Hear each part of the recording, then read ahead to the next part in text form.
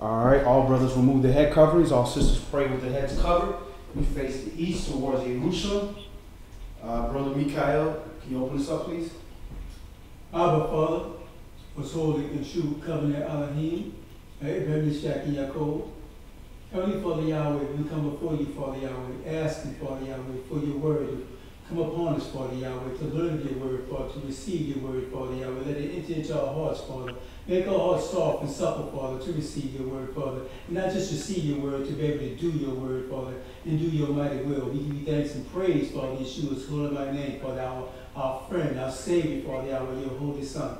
Heavenly Father, allow your word to reside in our hearts, to reside here, Father Yahweh, and let it be published throughout the whole world, Father Yahweh, that you see fit to receive, Father Yahweh. Heavenly Father, let your word, Father Yahweh, guide us, Father Yahweh, in your truth, Father. And let your word touch these brothers, Father, that they publish your word correctly, Father Yahweh, and truthfully, Father Yahweh, to do your mighty will, Father, do your ministry, Father, not our ministry. Praise you, Father, Yeshua's holy my name, and thank you for allowing us to be able to do this, Father Yahweh. In Yeshua's name we pray. Amen. Amen. Amen.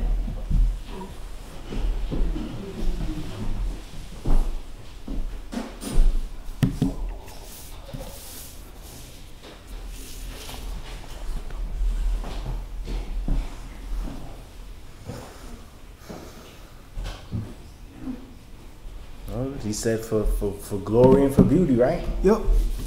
Hey, put some honor on that.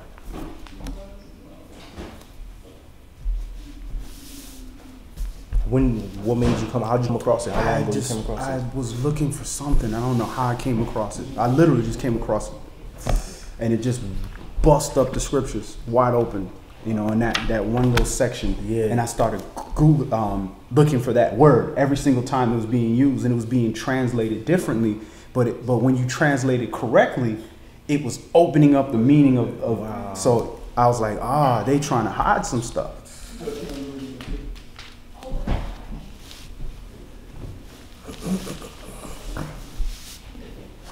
Man, there's always a chance that, you know, scripture's been tampered with, especially the Gospels.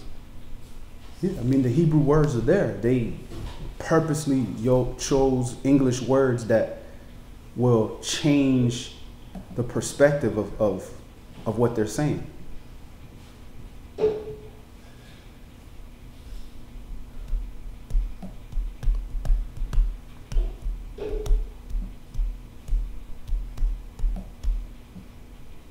Chanel, what song is stuck in my head?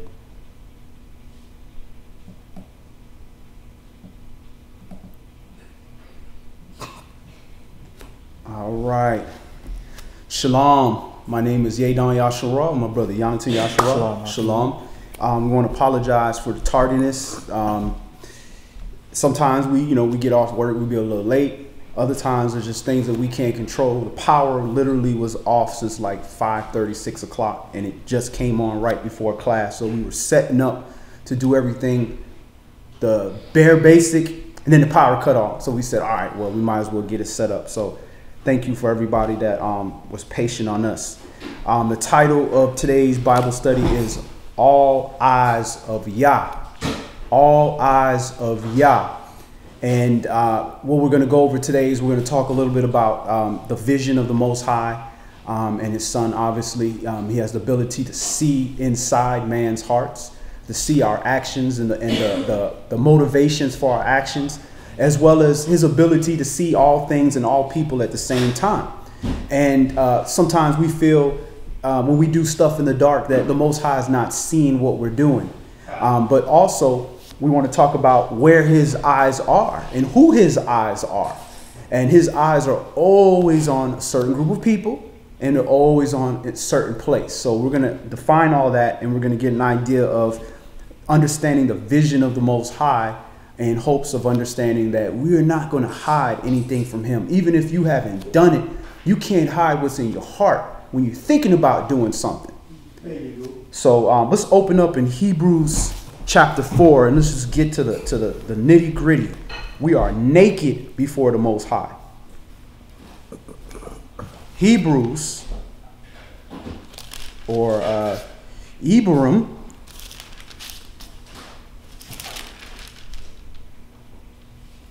chapter 4. And we're going to start this at verse 1. Let us therefore fear, lest the promise being left us of entering into his rest, any of you should seem to come short of it. For unto us was the good news preached, as well as unto them. But the word preached did not profit them, not being mixed with faith in them that heard it. For we which have believed do enter into rest, as he said, as I have sworn in my wrath that they shall enter into my rest, although the works were finished from the foundation of the world.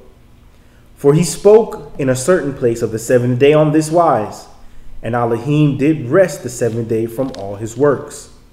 And in this place again, if they shall enter into my rest, seeing therefore it remains that some must enter therein, and they to whom it was first preached entered not in because of unbelief.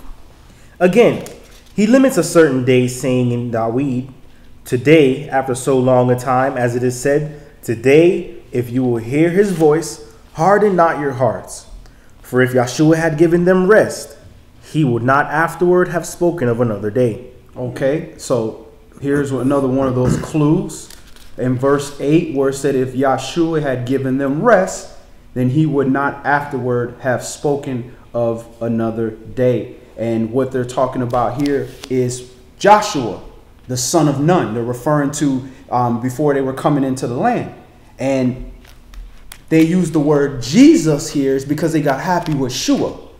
When they saw Yahshua, the name Joshua, which is the English form of Yahshua, the Hebrew name of the Mashiach, they went a little too far and they replaced it. So that's a proof point to you to show you what his name would have been in English. It would have been Joshua, or there would have been no reason to change Jesus. But if they put Yahshua in the New Testament, which if you go through the entire New Testament, the name Joshua is not in it. Yet he was the one that literally walked the children of Yasharal into the kingdom. His name is not in it because they would have to admit that Yahshua is the English.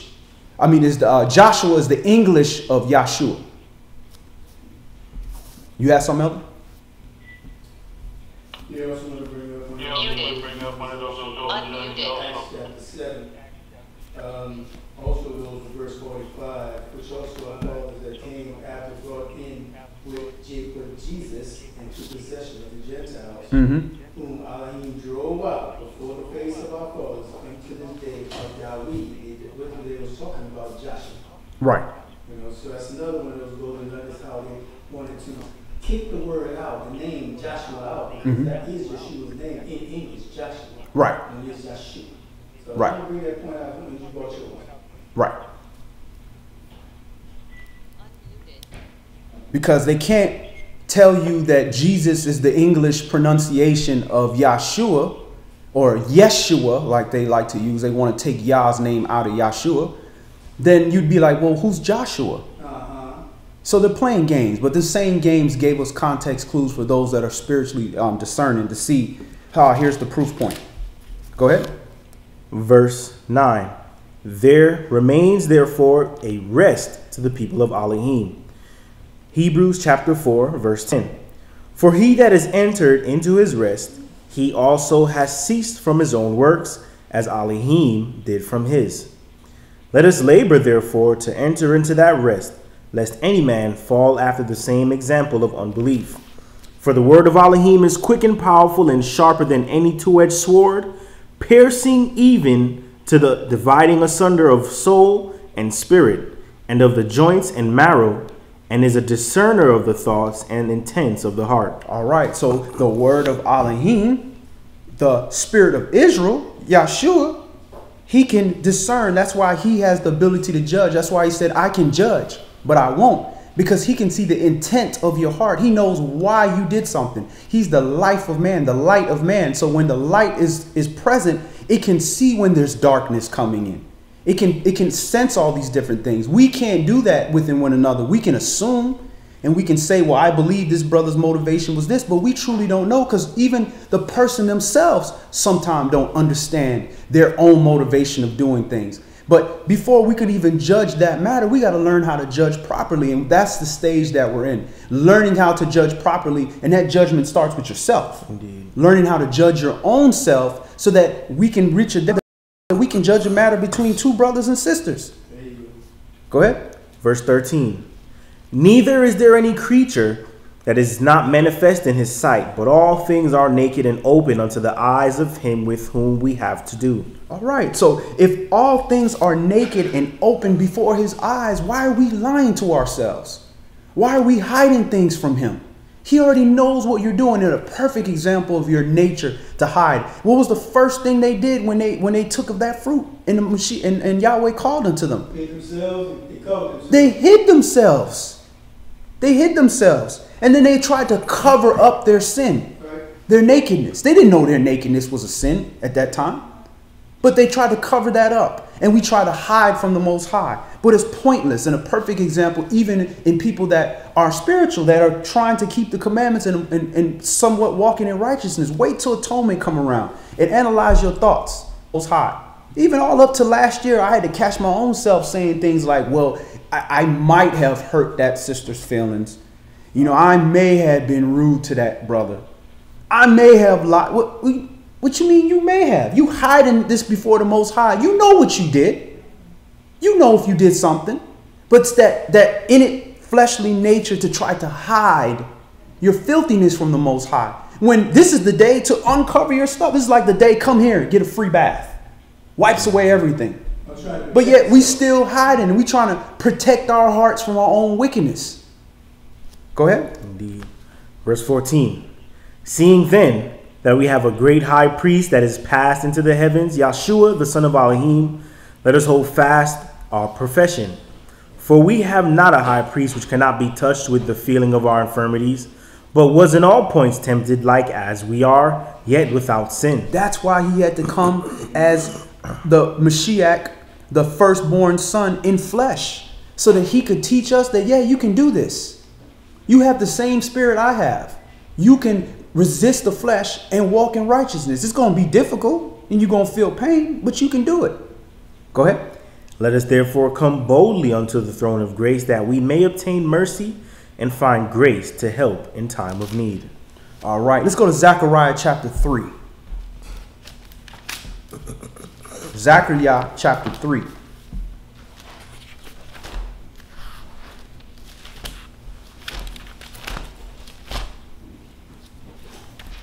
And Zechariah is the second to last book in the Old Testament before Malachi.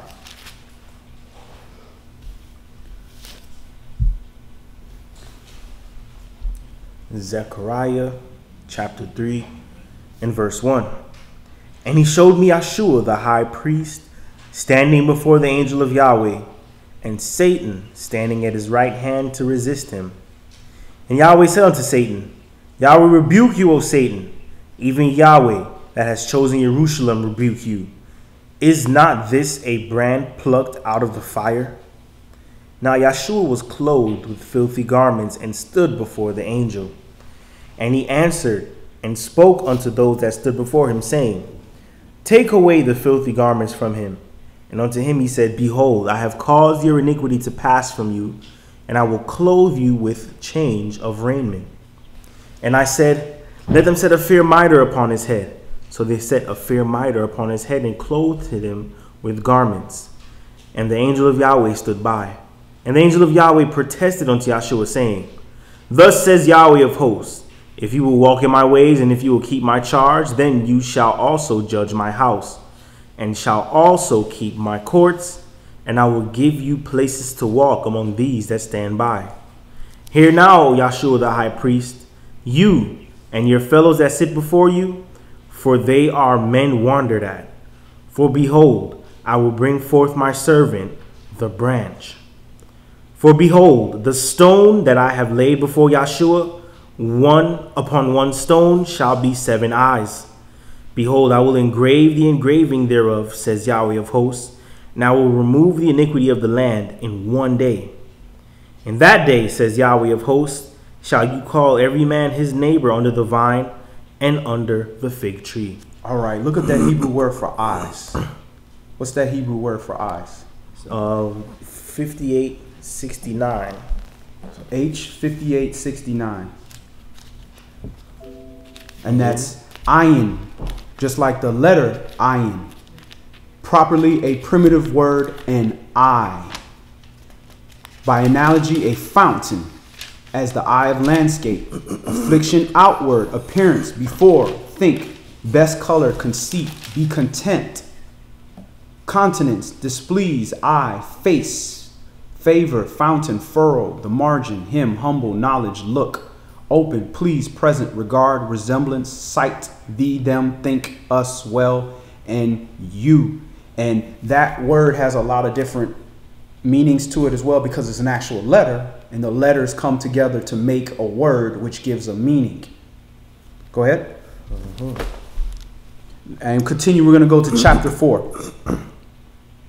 And the angel that talked with me came again and walked and waked me as a man that is wakened out of his sleep, and said unto me, what see you? And I said, I have looked, and behold, a candlestick of gold, all of gold, with a bowl upon the top of it, and his 7 lamps thereon, and 7 pipes to the 7 lamps, which are upon the top thereof. A menorah.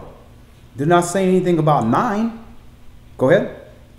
And 2 olive trees by it, one upon the right side of the bowl, and another upon the left side thereof. So I answered and spoke to the angel that talked with me, saying, what are these, my sovereign? Then the angel that talked with me answered and said unto me, know you not what these be? And I said, no, my sovereign. And he answered and spoke unto me, saying, this is the word of Yahweh unto Zerubbabel, saying, not by might nor by power, but by my spirit, says Yahweh of hosts. Who are you, O great mountain? Before Zerubbabel, you shall become a plain, and he shall bring forth the headstone thereof with shouting, crying, grace, grace unto it. Moreover, the word of Yahweh came unto me, saying, the hands of Zerubbabel have laid the foundation of this house. His hands shall also finish it, and you shall know that Yahweh of hosts has sent me unto you. For who has despised the day of small things? For they shall rejoice, and shall see the plummet in the hand of Zerubbabel with those 7. They are the eyes of Yahweh, which run to and fro through the whole earth. All right, so these 7 eyes of Yahweh run to and fro through the whole earth. Go ahead. Then answered I, and said unto him, what are these 2 olive trees upon the right side of the candlestick, and upon the left side thereof? And I answered again, and said unto him, what be these 2 olive branches, which through the 2 golden pipes empty the golden oil out of themselves? All right, before we get into that, we want to look at those 7 eyes again. These 7 eyes run to and fro throughout the whole earth, to see and observe. And we talked about this earlier about, the class about, death and spirits and what happens when you die. And we made the comment that, when you appear to hear somebody talking to you, a spirit, or you have a supernatural type situation, and you're like, well, this person is telling me things that only this dead person would know. Well, you got 7 eyes that run to or fro throughout the earth that see things constantly. The angels are called watchers, as well as Malachim, the messengers. They're also watchers. They watch things. So an evil angel could say, well, I want to move this person off a course, or I want to drive this person crazy, and be able to tell you things that only that person would have known, because you didn't see any physical person there. But there's forever eyes always on us. This is why we have to watch what we say, especially the priests. You have to watch what you say, because you can't take that back.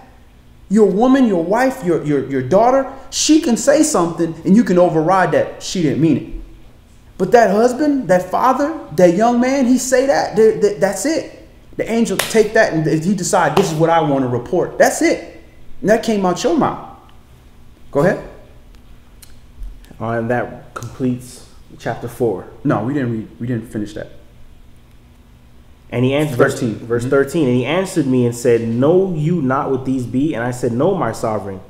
And he then said These are the two anointed ones that stand by the sovereign of the whole earth. All right, the two anointed ones, the two Mashiach. Anointed one would be a Mashiach that stands by Yahweh, the master, the Adonai of the whole earth. All right, let's go to Proverbs chapter 15, and we're going to look at, okay, what are these eyes looking at? Mishlei chapter 15.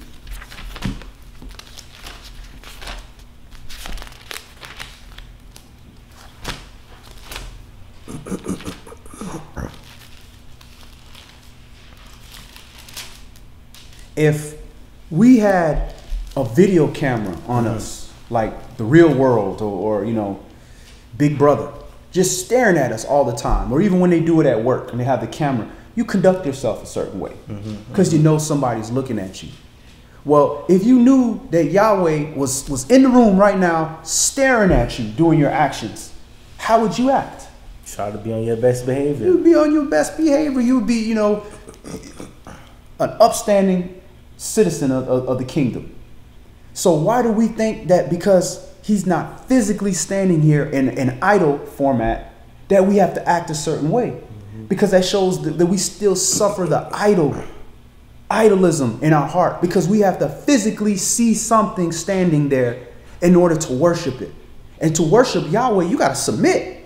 You got to adhere to his law, statutes, and commandments. So why do we have to have an idol, whether it be a person, a judge, an elder, or a leader, or a teacher in front of us for us to physically worship the Most High?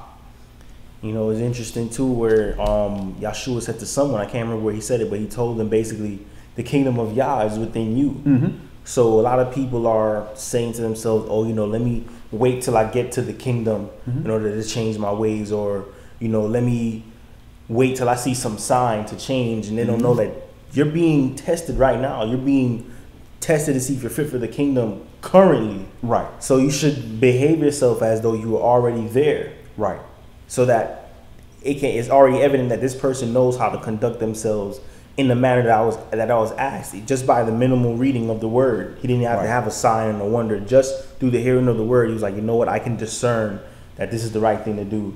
And my moral compass can navigate me to this scripture to show that, okay, I belong to y'all. Let me hone that skill of knowing my Father's voice. Right.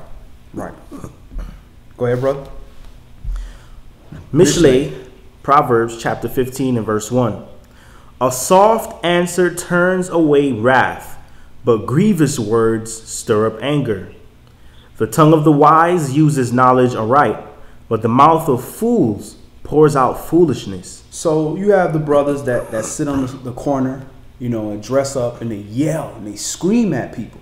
Now, they use Isaiah, cry out aloud and speak loud and all that, to your people to tell them the word. Yeah, there's a time and place. Jude addresses that. Some of them, you do very carefully. Other ones, you pull them out of fire. Hating their clothes. Even hating the spotted garment. So there's time and place for everything. If you are in a situation where there's wrath and anger going on, and our people are full of wrath and anger because we have that DNA memory of how we've been just punished and oppressed for so long, and then grow up in that same oppression.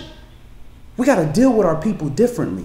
We have to know when is the right environment to raise our voice. Now, when you're in a public setting and there's a loud, down streets of New York, it's loud. I get it.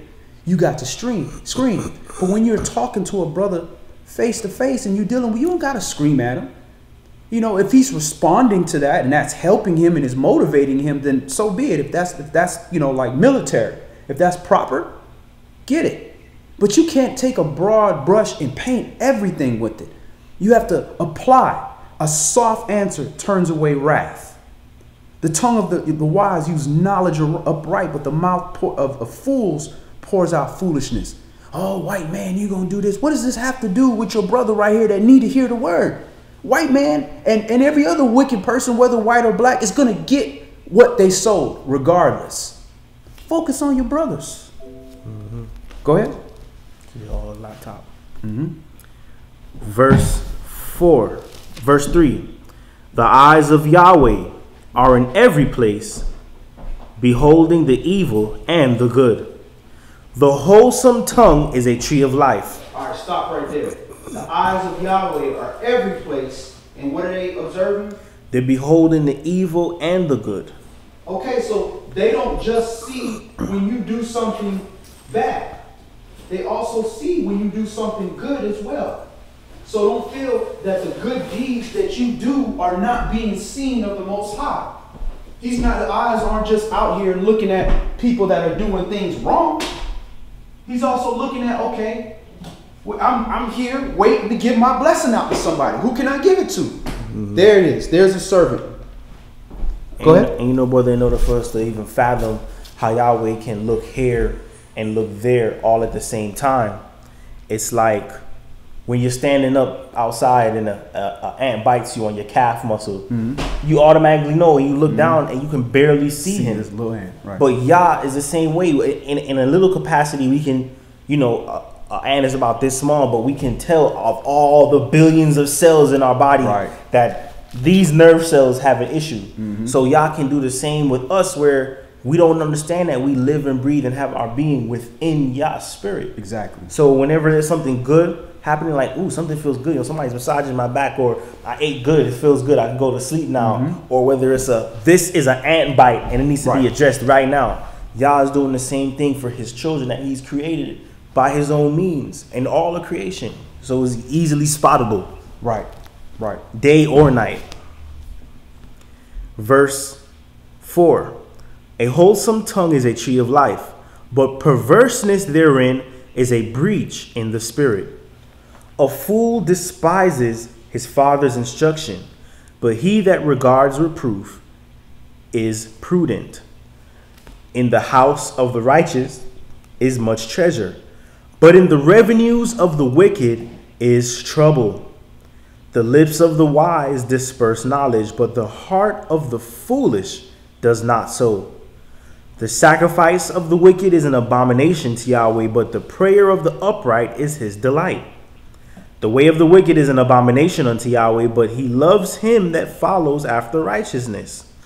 Correction is grievous unto him that forsakes the way, and he that hates reproof shall die. The grave and destruction are before Yahweh. How much more than the hearts of the children of men? A scorner loves not one that reproves him, neither will he go to the wise.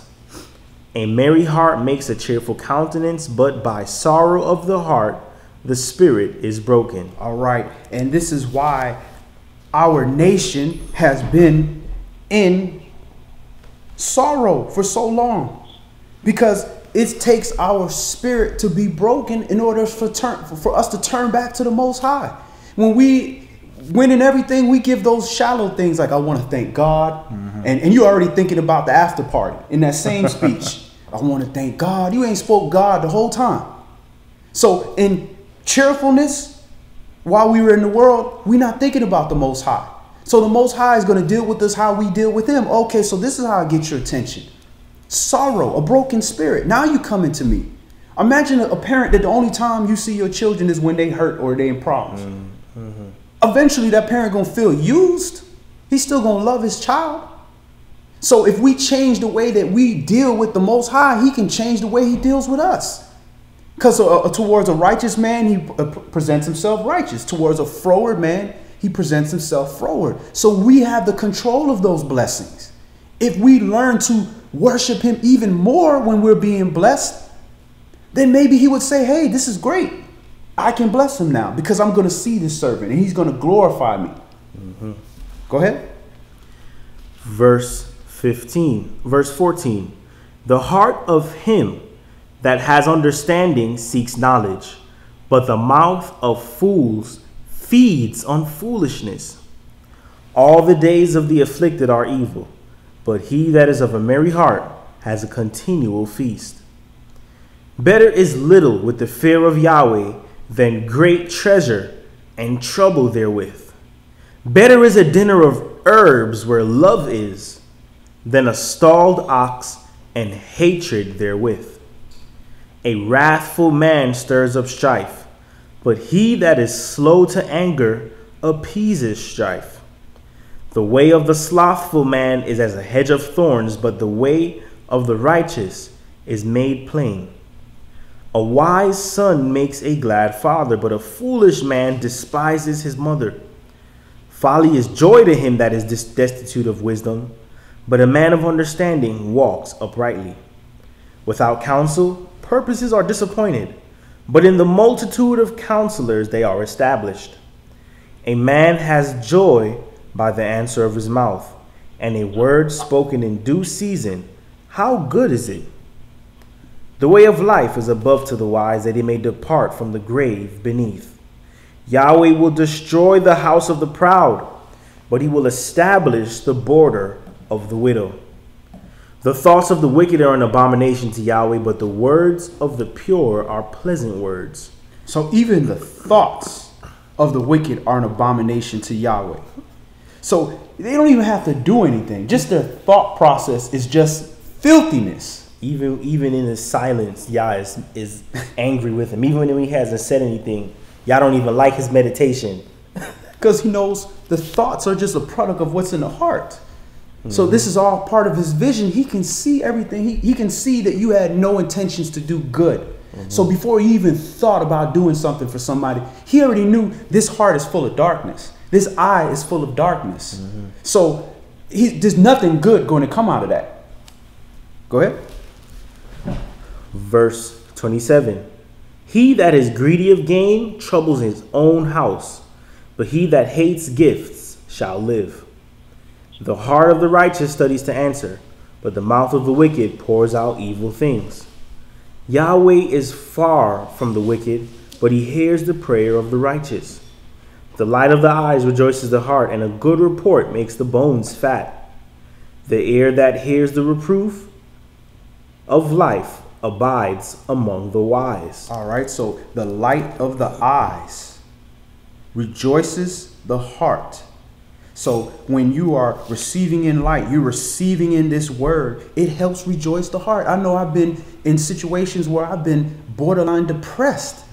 And I'll get into this word, I'll do a study, I'll get with my brothers and sisters, we'll do a class, whatever, and my heart is merry after that. Whatever problem, whatever issue I was dealing with, the light receiving in my eye made my heart happy.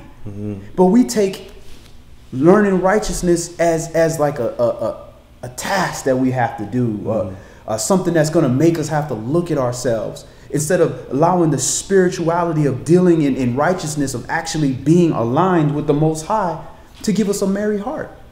You know, brother, just yesterday, as frivolous as it may sound, me and my wife was just looking at some videos of monkeys. Just doing what monkeys do, just acting crazy. Like, it's characteristic for a monkey to just get out there and just start doing wild stuff. And what he does is if you have monkeys interacting with a dog, or a monkey's interacting with a cat, or if he's even interacting with a wild boar, he analyzes the situation, and in 3 seconds there's some type of mischief about to happen. He's either grabbing its tail, or someone's eating a banana and he just snatches the banana, or he snatches something and runs off with it. And I'm like, all right, I know stealing is wrong and all that good stuff, but that monkey has no regard for any type of law whatsoever. And I think Yah was showing the difference between humanity, and when he has some awareness of self, and an animal that has some limited understanding and awareness of self. Like, they all know that they have an inclination to steal. So when one monkey steals from another, the other one's just like, I just got. Yeah, it is what it is. You know, but what separates us from animals is that capacity to have morality. And y'all wanted that clear distinction that, look, I made some animals that are just dumb. I made some animals that have a lot more intelligence than others. I have some animals that have keen sense of hearing and no eyes. Like, he does, like, all these other things. And then he has one that, all right, well, let's make an animal that's most akin to you as a primate, so to speak, and analyze his behaviors. Can't you see that he's lawless? I mean, a kitten could be in front of the monkey and he's doing some perversion to it. You understand? Right. So we have to know that monkey ain't akin to us, bro. That's that Reese's gene. Hey, the monkey got them skinny lips and they got tails. Hey, we don't grow tails. We don't have skinny lips. Now, if you say anything would be close to us, would be a gorilla. A gorilla don't have no tail. Yeah. He's strong. He's one of the strongest animals out there. Intelligent. and familiar. Yeah. You know, so, but that's interesting though. Yeah, you know, but We don't carry them Reese's jeans. and no tails, huh? Boy. But yeah, we gotta That's interesting, though. it is, and we gotta use our morality and realize that he gave us the capacity to discern right and wrong and not to harm our neighbor in any way. Right. So yeah, I mean, I'm trying to remember which scripture it was that I felt was most akin to that. But what verse were we on? We are on verse 29. Verse. Yeah, the heart of the righteous study to answer, but the mouth of the wicked pours out evil things. All right, verse 29. Yahweh is far from the wicked, but he hears the prayer of the righteous. The light of the eyes rejoices the heart, and a good report makes the bones fat. The ear that hears the reproof of life abides among the wise. He that refuses instruction despises his own soul, but he that hears reproof gets understanding.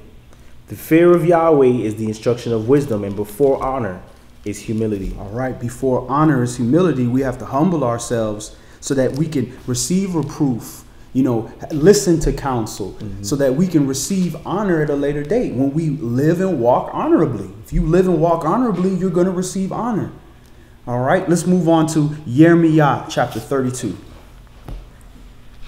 So the eyes of Yah, we know that they go to and fro throughout the earth, and he has 7 eyes. They go all throughout the earth, and it observes us whether we do good or bad. So what is it observing us for?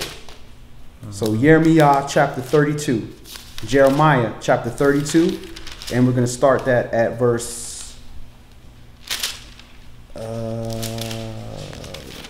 we'll start that at verse 1. The word that came to Jeremiah from Yahweh in the 10th year of Zedekiah, king of Yehuda, which was the 18th year of Nebuchadnezzar. For the king of Babylon's army besieged Jerusalem, and Jeremiah the prophet was shut up in the court of the prison, which was in the king of Yehuda's house. For Zedekiah, king of Yehuda, had shut him up, saying, Why do you prophesy and say, Thus says Yahweh, Behold, I will give this city into the hand of the king of Babylon, and he shall take it. And Zedekiah, king of Yehuda, shall not escape out of the hand of the Chaldeans, but shall surely be delivered into the hand of the king of Babylon, and shall speak with him mouth to mouth, and his eyes shall behold his eyes. And he shall lead Zedekiah to Babylon, and there shall he be until I visit him, says Yahweh. Though he fight with the Chaldeans, you shall not prosper. And Jeremiah said, The word of Yahweh came unto me, saying, Behold, Hanameel, the son of Shallum, your uncle, shall come unto you, saying, Buy you my field that is in Ananoth, for the right of redemption is yours to buy it. So Hanameel's, mine uncle's son, came to me in the court of the prison, according to the word of Yahweh, and said unto me, Buy my field, I pray you, that is in Ananoth, which is in the country of Benjamin, for the right of inheritance is yours, and the redemption is yours. Buy it for yourself. Then I knew that this was the word of Yahweh. And I bought the field of Hanameel, my uncle's son, that was in Ananoth, and weighed him the money, even 17 shekels of silver. And I subscribed the evidence and sealed it, and took witnesses and weighed him the money in the balances. So I took the evidence of the purchase, both that which was sealed according to the law and custom, and that which was open. And I gave the evidence of the purchase unto Baruch the son of Neriah, the son of Messiah, in the sight of Hanameel, my uncle's son, and in the presence of the witnesses that subscribed to the book of the purchase, before all the Yehudim that sat in the court of the prison. And I charged Baruch before them, saying, Thus says Yahweh of hosts, the Elohim of Yasharal, Take these evidences, this evidence of the purchase, both which is sealed, and this evidence which is open, and put them in an earthen vessel, that they may continue many days.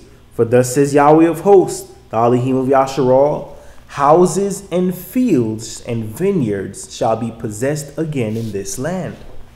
Now when I had delivered the evidence of the purchase unto Baruch the son of Neriah, I prayed unto Yahweh, saying, Ah, my sovereign Yahweh, behold, you have made the heaven and the earth by your great power and stretched out arm, and there is nothing too hard for you.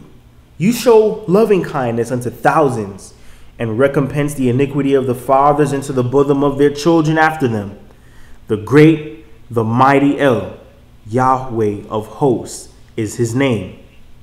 Great in counsel, and mighty in work, for your eyes are open upon all the ways of the sons of men, to give everyone according to his ways and according to the fruit of his doings. All right, so the eyes are open all the ways of the sons of men, whether you're doing good or whether you're doing bad. And this is to give everyone according to his ways and according to the fruit of his doings. So if we sow a bad seed, we're going to reap a bad fruit. If we sow good seeds, holy seeds, we're going to receive righteous fruit. Go ahead. Verse 20.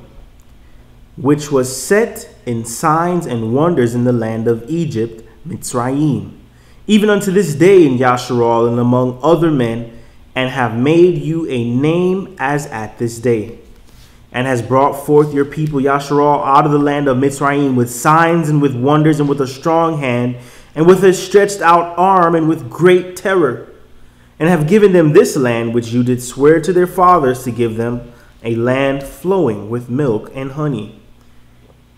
And they came in and possessed it, but they obeyed not your voice, neither walked in your law. They have done nothing of all you commanded them to do.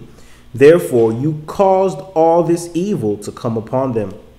Behold, the mounts, they are come into the city to take it, and the city is given into the hand of the Chaldeans that fight against it, because of the sword and of this famine and of the pestilence which you have spoken is come to pass.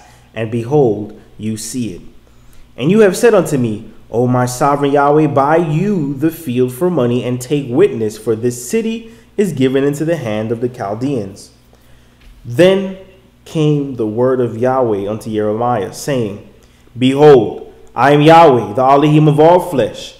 Is there anything too hard for me? All right, so he's the Elohim of all flesh.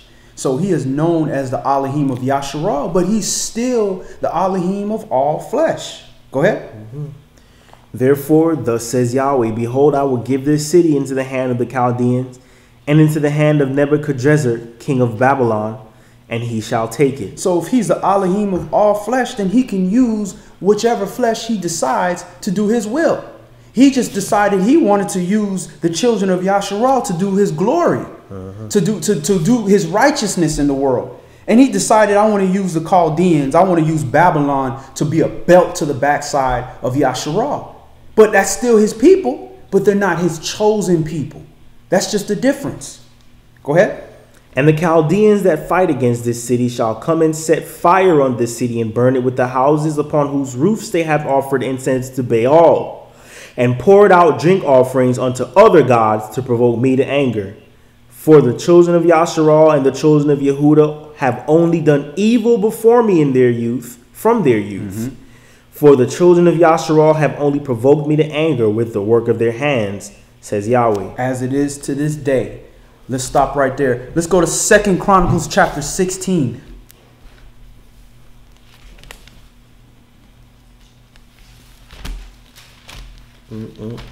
So he's looking to give man the fruits of his ways.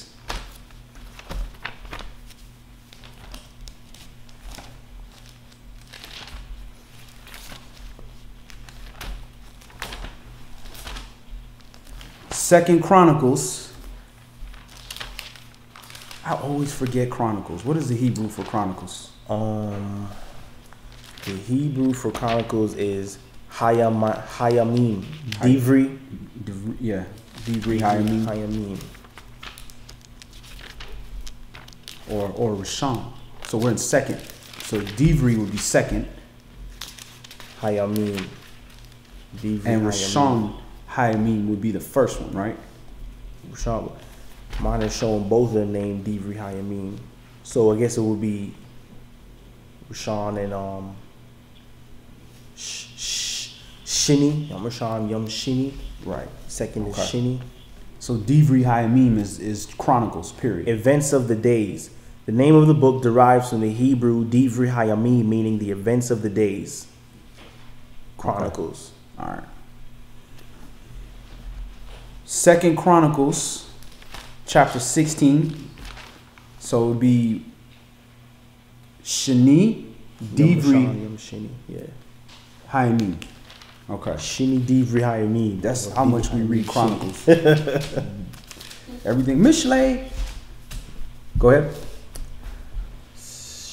Yeah, you said it. Shani Divrei Hayamim.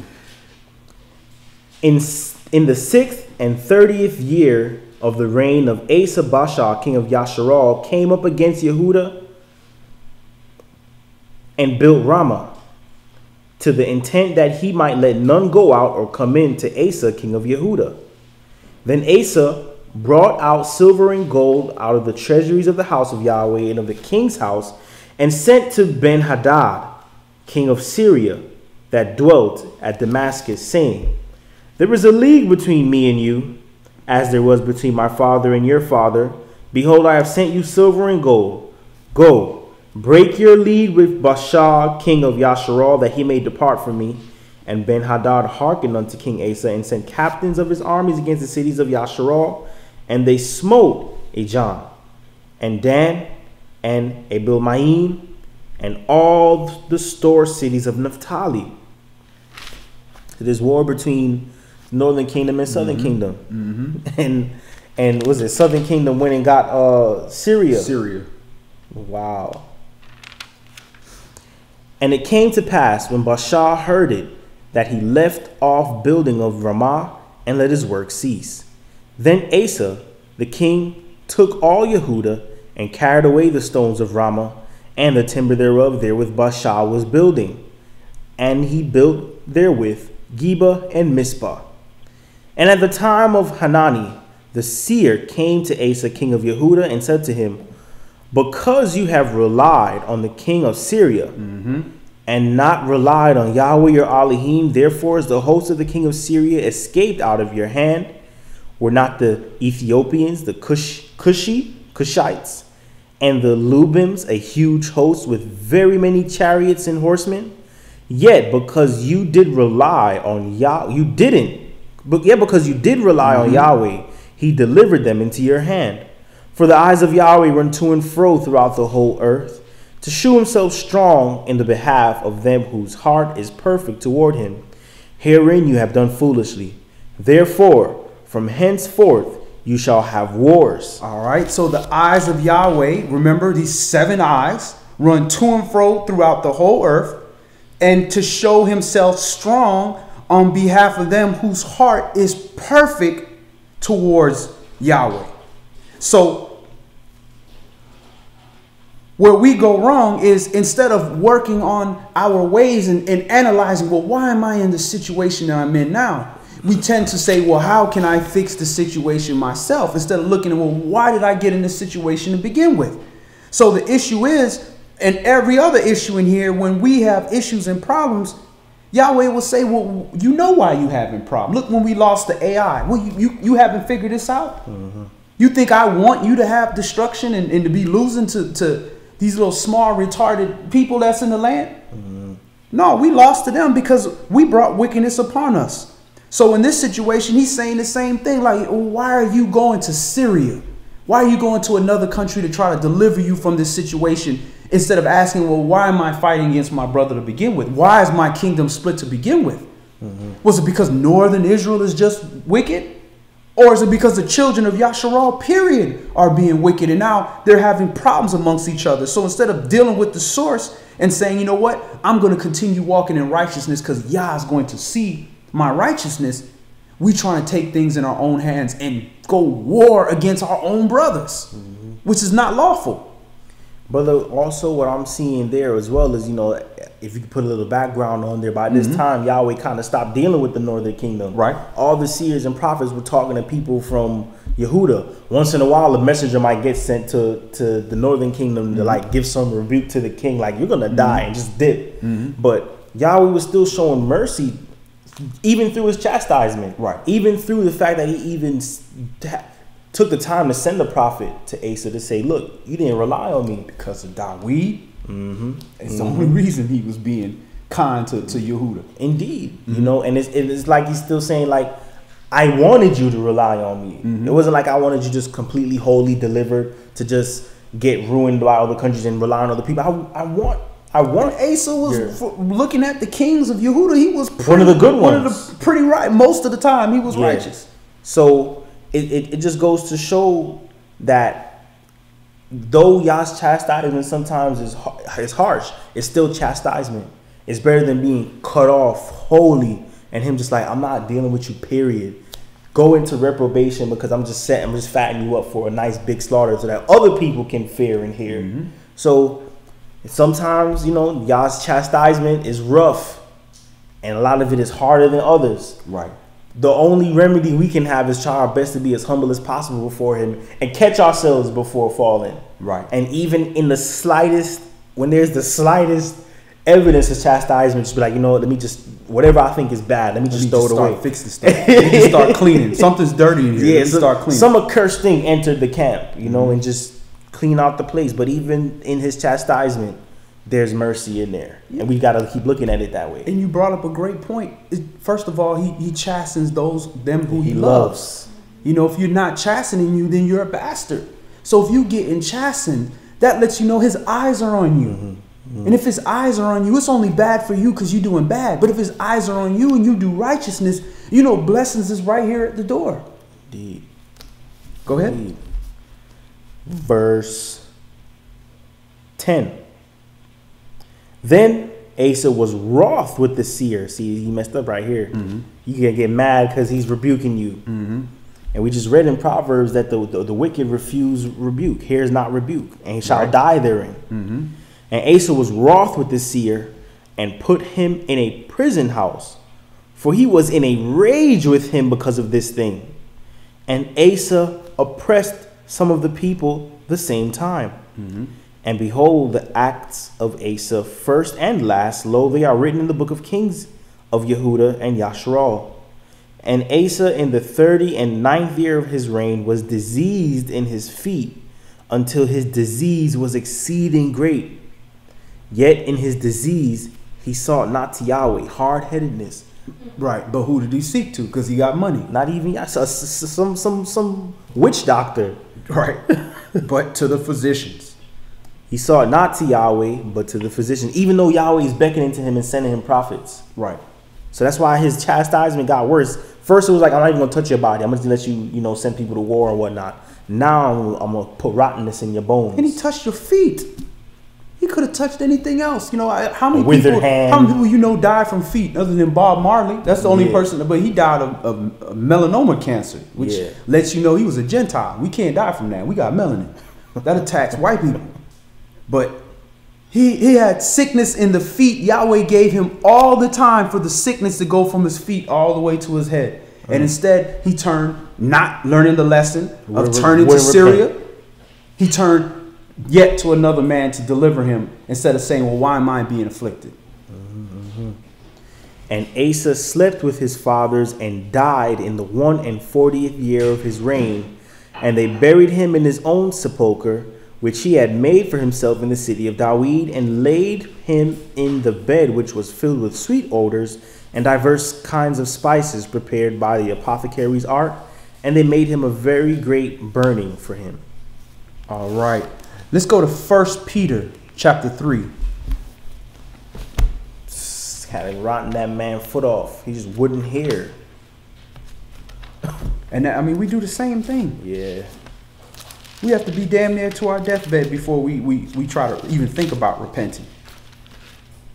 And it's just like a father, spanking his child, and the child just keep doing it, and he just keeps spanking, and he's seeing his child dying from this spanking. But if he let the child gonna kill himself. So he has no choice. How unhappy does that make a parent? That I literally have to beat this child to death because if I stop beating him, he's going to go kill himself. Go ahead. Put it on mute. Go ahead, Elder. It also sounds familiar. It said, oh, crap. Dealing with trying to chastise your child and Muted. trying to get them to do what they're supposed to do. And you have to keep trying to keep them in line because you know if you let this child do what he wants to do, he's going to destroy himself. So it's kind of like you're helping him to buy time until maybe he gets some sense in his head, you know, that maybe he will not destroy himself, you know. Right. And it seems like that's what Yahweh is doing with us most of the time. If you give your life to the Father, He's going to chastise His children because He's a heavenly bastard children. You know what I mean? If you give yourself to the Father through Yeshua, you know, you become an adopted son. You know, so He's trying to chastise us, chip away pieces, so we can follow the direction that He's trying to tell us to follow, so we don't get ourselves in trouble. We don't have to get as many spankings. Right. He also has something in Scripture that it sounds like a little rough, you know, but there was a man and wife, you know, they went to the elder and talked about their son, that he always stays drunk and he does things he shouldn't do, you know what I mean? So by the result of it, after he told it to him, they said that they told him he need to die. So they killed him, you know what I mean? It was a judgment for death. Now, people will look at that and say, damn, that's pretty hard. But how many times did they have to go to the elder? How many times did they have to chastise that son to get him on the straight and narrow? Mm-hmm. But when they finally went to the elder, the priest of the area, and explained to them how disrespectful he is to parents and himself, and he couldn't stay in line, they gave him a judgment of death. That's pretty rough. Well, we have to look at our Father. Our Father's giving us a chance, you understand, to straighten up, follow the narrow. You know, do what we're supposed to do, so we can bring Him honor and give us longer life. Right. And when we do die from the flesh, we'll have time. We may make it into that kingdom to live forever with the Father. But He's always trying to show us the straight and narrow. But we the ones that's hard headed, stiff necked. So we always get the spanking, and that's gone through history. Right. What He's done with us. So what you're saying, you know, people need to understand, you know, yeah, Yahweh is trying to talk to His children, trying to call His children, trying to straighten them up. But we the ones who wish to be hard-headed, stiff-necked, so we get the belt to our backsides. Right. You know? And Right. sometimes it's worse. Right.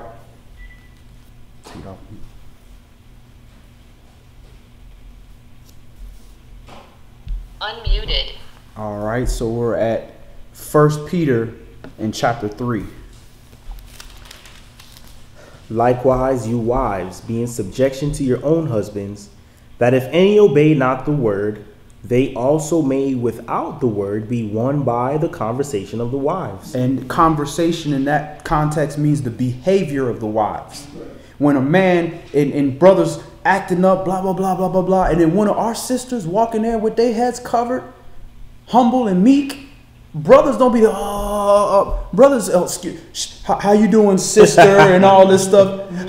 What's up, queen, and all this. They change their behavior. Yeah. That's how powerful our sisters are, how powerful our wives are. Go ahead. While they behold your chaste conversation coupled with fear, whose adorning, let it not be with that outward adorning of plaiting the hair and of wearing of gold, or of putting on of apparel. Now, is any of that against the law? No. None of that. What's the saying in adorning in the Greek means the world, your cosmos. Don't let your world be an outward world, where your whole world is my appearance, what I look like, my hair, what I'm doing. That's what that means. We were given all these things, our hair, the gold, the apparel, all that for glory and for beauty. All of those things. But just like a husband wants his wife to be glorious in beautiful. But you don't want that she's using that to do lewd and mischievous things. You don't want that. And you want her to be beautiful inside as well. Go ahead. Verse 4.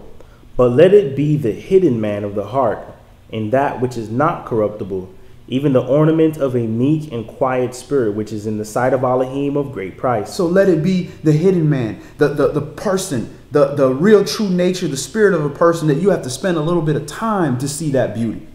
Go ahead. For after this manner in the old time, the holy women also who trusted in Elohim adorned themselves, being in subjection unto their own husbands. Even as Sarah obeyed Abraham, calling him master, whose daughters you are, as long as you do well and are not afraid with any amazement. Likewise, you husbands, dwell with them according to knowledge, giving honor unto the wife as unto the weaker vessel, and as being heirs together of the grace of life, that your prayers be not hindered. So if you are the head, you are the covering, and Yahweh not hearing your prayers, your family is in a dangerous situation. And notice how it says, likewise, you husbands. So like how the wife is being, not letting her outward appearance be the world for her. Same thing with the husband. That don't mean the husband get to dress and he got, 50-pound gold chain on and he walking around like he the greatest gift to the world. It means the same thing. And it says husbands, which is very important. Dwell with your wives according to knowledge, not according to emotion, not according to feelings, not according to how I'm get some sugar tonight. Dwell with them according to knowledge. And that's a very hard role for a husband, because sometimes knowledge ain't going to please your wife because she in the flesh just like you in flesh. So are you going to worship the gift over the gift giver? Or are you going to hold on to that knowledge and say, listen, you might not understand this now, but ultimately, whether you like me or not, I have to be a covering. And guess what? If you maintain that covering, she don't want to be in the covering. She know what she can do. She can leave that covering. But the Most High not going to come to you and say, why you didn't dwell with my daughter in mercy, in patience, in long suffering, and in knowledge. Go ahead, Elder.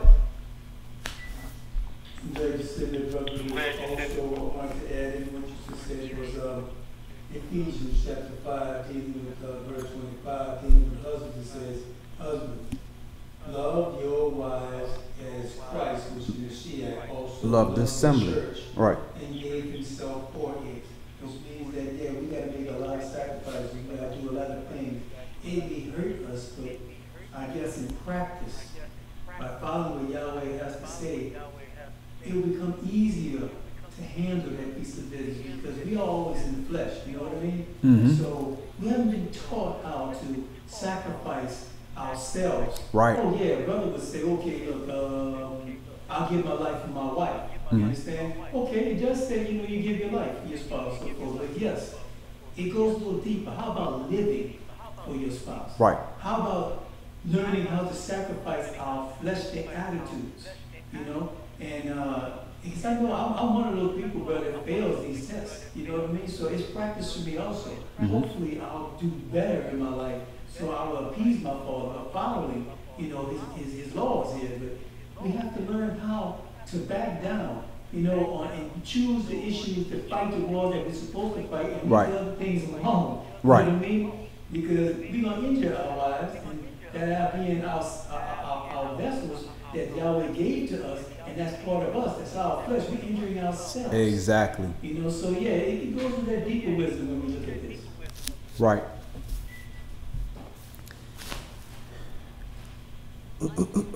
And that's a great point in giving your life. Who are you giving it to? You gonna give it to your wife? You gonna give it to the grave? Giving your life doesn't always mean you have to give up your life to the grave. Right. But when you're giving up your life to your wife, that means your wife could be acting a plumb fool. She's the weaker vessel. The adversary's gonna try to come through the crack in the wall, any chink in the armor. He's gonna try to come in that. This is why we have to strengthen our wives. But even when that happens, and just like we get in the flesh and our wives, they can humble themselves all the time and deal with our foolishness. Then we have to give our lives to our wives when they acting a fool, and you gotta, you right, you can crush her. Sometimes you just gotta back away and give her some time to mull over, so she get out her feelings and her emotion, and then now you can come back and dwell with her in knowledge. Just like what we read, a soft answer turns away strife. But when they blah blah blah blah blah blah blah, and we in our emotions, we ain't trying to get that soft answer. We gonna give you the truth, but we gonna give you the cry loud, spare not, spare not. We gonna give that one, and then wonder why we out there sleeping on the couch, dry. The interesting thing too with verse 3, it talks about dwelling with them according to knowledge, giving honor unto the wife as a weaker vessel. So there's an uplifting in that as well, being that you're only as strong as your weakest link. Exactly. So like wherever she is lacking, there has to be an a you stepping in that space where she may be lacking, or you filling in that role and uplifting her as well. Right. And it'll help you both. And what's more valuable, the armor or the thing that the armor is protecting? Mm-hmm. So give honor to that weaker vessel because she has a covering. She has an armor. She has the armor of Elohim. That's her importance. Something worth protecting. The mother of all life, the mother of all humans. Go ahead. Verse 8. Finally, be you all of one mind, having compassion one of another. Love as brethren, be pitiful, be courteous. Not rendering evil for evil, or railing for railing, but contrariwise blessing, knowing that you are thereunto called, that you should inherit a blessing. For he that will love life and see good days, let him refrain his tongue from evil, and his lips that they speak no guile. Let him eschew evil and do good. Let him seek peace and pursue it. For the eyes of Yahweh are over the righteous, and his ears are open unto their prayers. But the face of Yahweh is against them that do evil. All right, so his eyes can be on you because he has those 7 eyes, but his face can be against you. You want to be like Moshe, how he spoke face to face with Moshe. That eye, that spirit, that pineal, because that's the Hebrew word for eye, pineal, which is interesting, the pineal gland, which is your third eye, was face to face with him. So his spirituality was open. The antenna was open, so he's hearing your prayers, he's listening to you. If you are righteous, but if you're wicked, his eyes can still be on you, but his communication is face to face. His spiritual third eye communication, your pineal gland, is not communicating with you. You just feeling it. Go ahead. Verse 13. And who is he that will harm you if you be followers of that which is good? But if you suffer for righteousness' sake, happy are you, and be not afraid of their terror, neither be troubled. And why should you be happy for suffering for righteousness' sake? Because that's confirmation that he's with you at the end of the day. Right. And you could be suffering for your wickedness. You have wickedness. Don't act like we don't have the wickedness. We have the wickedness. So if you have a chance to suffer for righteousness' sake, be happy. Because you could be suffering for the wickedness that you did in the past. That at least gets you some points. That at least gets him looking at you, paying attention to you. He's not seeing you when you're in your wickedness. His eyes are on you to deliver judgment, but he's not face to face with you. But when you're walking in righteousness and you're suffering for walking in righteousness, his face is on you. Like a child, like when you see your child doing the right thing and something happens to him, you're right there. You're attentive to him. Go ahead. Happy are you, and be not afraid of their terror, neither be troubled. 1 Peter chapter 3 and verse 15. But sanctify Yahweh Elohim in your hearts, and be ready always to give an answer to every man that asks you a reason of the hope that is in you with meekness and fear. All right. And people like to kind of cherry pick that scripture. Be ready to always give an answer. Nah, you don't have to always give somebody an answer. It's saying to every man that asks you a reason of your hope. That's in your meekness, that's in you with meekness and fear. When he's asking you, why you believe? Why are you following the Mashiach? Always have that answer when somebody question you about the Mashiach, question you about your faith and your walk. But some people ask you stupid questions you ain't got an answer. That's going to stir up strife. Go ahead. Verse 16, having a good conscience, that whereas they speak evil of you as evildoers, they may be ashamed that falsely accuse your good conversation in Mashiach. For it is better, if the will of Elohim be so, that you suffer for well-doing than for evil-doing. For Mashiach also has once suffered for sins, the just for the unjust, that he might bring us to Elohim, being put to death in the flesh, but quickened by the Spirit. By which also he went and preached unto the spirits in prison, which sometime were disobedient, when once the longsuffering of Elohim waited in the days of Noah, while the ark was a preparing, wherein few, that is 8 souls, were saved by water. The like figure whereunto even baptism does also now save us, not the putting away of the filth of the flesh, but the answer of a good conscience toward Elohim, by the resurrection of Yahshua Mashiach, who is gone into heaven and is on the right hand of Yahweh, angels and authorities and powers being made subject unto him. So where's the Mashiach? See, at the right hand of the Father of Yahweh. On the right hand of Elohim, which means he's in the third heaven on the right hand of Elohim. So who can he talk to in heaven saying, sit you on my right side until I make your enemies a footstool? But we read David, we know where he's in. He's in his sepulcher as he is unto this day. So Psalms 110, how can that be anybody other than Yahshua? When no man has gone to heaven except he that is came down from heaven. That's right. And you're talking about the third heaven. All right, let's move on. Let's go to Devarim chapter 11. Deuteronomy chapter 11. So we know his eyes are on his people. Where else is his eyes on? Now we understand that, like the story that you brought up about, you know, the young child.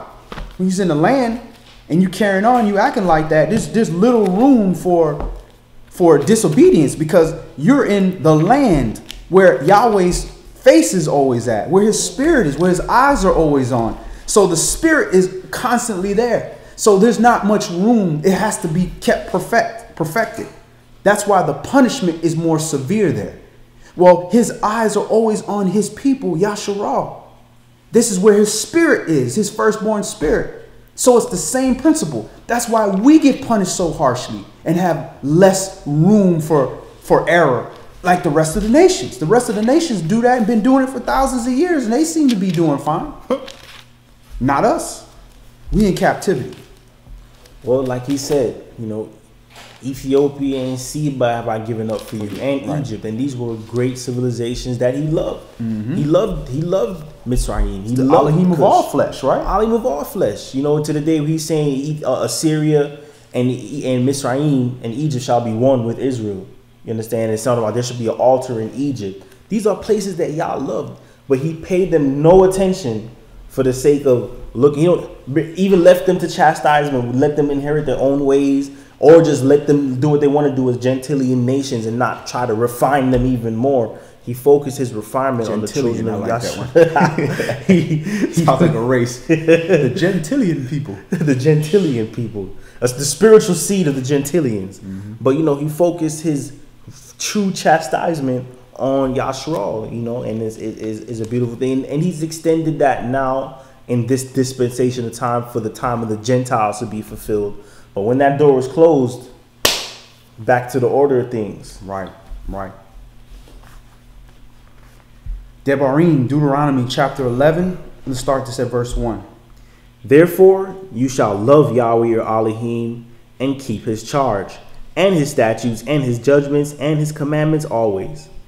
And you shall know this day, for I speak not with your children which have not known and which have not seen the chastisement of Yahweh your Elohim, his greatness, his mighty hand, and his outstretched arm, and his miracles and his acts, which he did in the midst of Mitzrayim unto Pharaoh, the king of Mitzrayim, and unto all his land. And what he did unto the army of Mitzrayim, unto their horses and to their chariots, how he made the water of the Red Sea to overflow them as they pursued after you, and how Yahweh has destroyed them unto this day.